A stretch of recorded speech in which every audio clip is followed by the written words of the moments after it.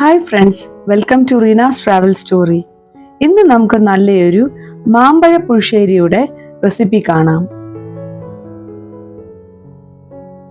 ഇതിനായി ഞാൻ എടുത്തേക്കുന്നത് കുറച്ച് നാട്ടുമാങ്ങയാണ്.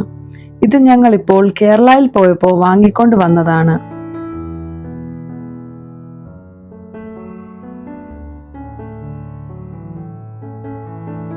ആദ്യമായി നന്നായി പഴുത്ത നാട്ടുമാങ്ങ കഴുകി വൃത്തിയാക്കി തൊലി കളഞ്ഞ് കുറച്ച് വെള്ളത്തിൽ മഞ്ഞൾപ്പൊടി, മുളക് പൊടി, ഉപ്പ്, 2-3 പച്ചമുളക്, കുറച്ച് കറിവേപ്പില കൂടി ഈ വെള്ളത്തിൽ ചേർത്ത് വേവിക്കാൻ വെക്കുക.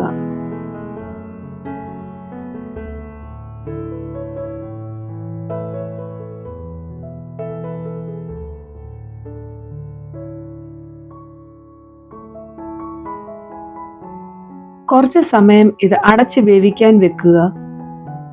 ഇത് വെന്തതിന് ശേഷം ഇതിലേക്ക് നമുക്ക് നല്ലതുപോലെ അരച്ച ജീരകവും തേങ്ങയും ചേർത്തിളക്കുക.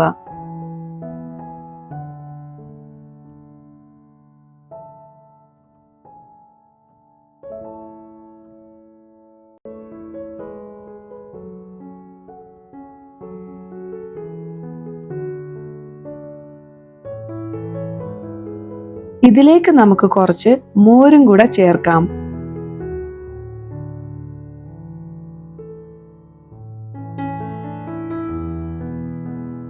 അടുത്തതായി ഇതിലേക്ക് നമുക്ക് കുറച്ച് ഉലുവാപ്പൊടി ആഡ് ചെയ്ത് ഇളക്കാം.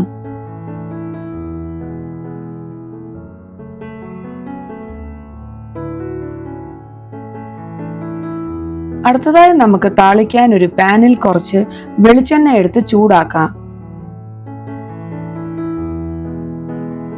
ചൂടായ എണ്ണയിൽ കടുക് പൊട്ടിയതിന് ശേഷം കുറച്ച് കൊച്ചുള്ളി, ഉണക്കമുളക്, കറിവേപ്പിലയും കൂടെ ചേർത്ത് താളിച്ചെടുക്കാം.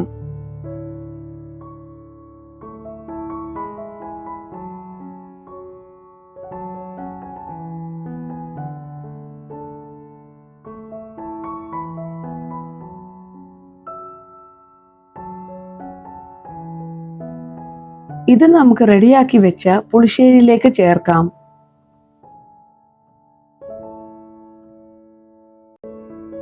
റെഡിയായ പുളിശ്ശേരി ഞങ്ങൾ ഒരു മൺചട്ടിയിലേക്ക് മാറ്റി.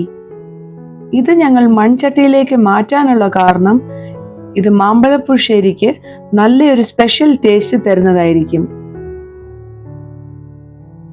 എല്ലാവരും ഇത് ട്രൈ ചെയ്ത് നോക്കി നിങ്ങളുടെ അഭിപ്രായങ്ങൾ കമന്റിൽ അറിയിക്കുക.